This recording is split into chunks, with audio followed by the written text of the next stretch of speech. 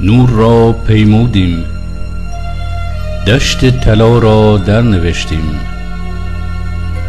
افسانه را چیدیم و پلاسیده فکندیم. کنار شنزار آفتابی سایه‌وار ما را نواخت، درنگی کردیم. بر لب رود پهناور رمز رویاها را سر بریدیم.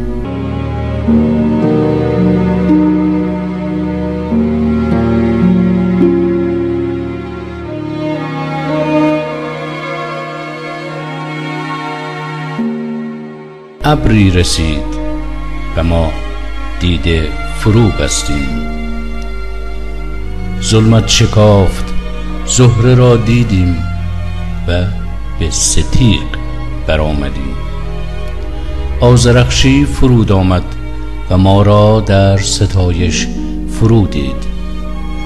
لرزان گریستیم، خندان گریستیم، از در همدلی بودیم.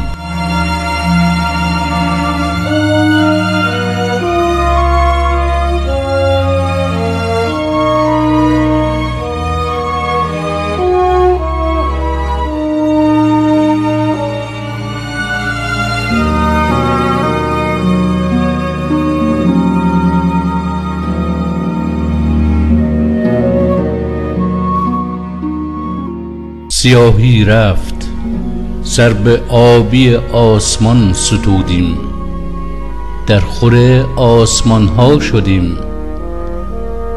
سایه را به دره رها کردیم، لبخند را به فراخنای تهی فشاندیم.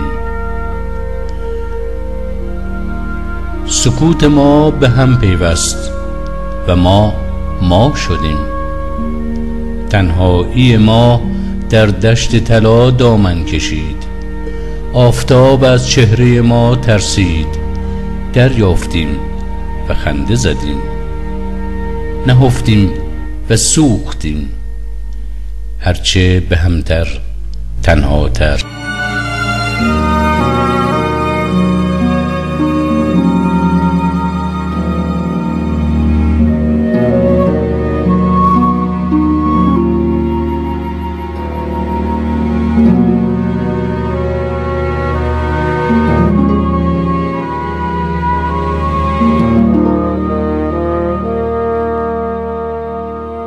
از ستیغ جدا شدیم.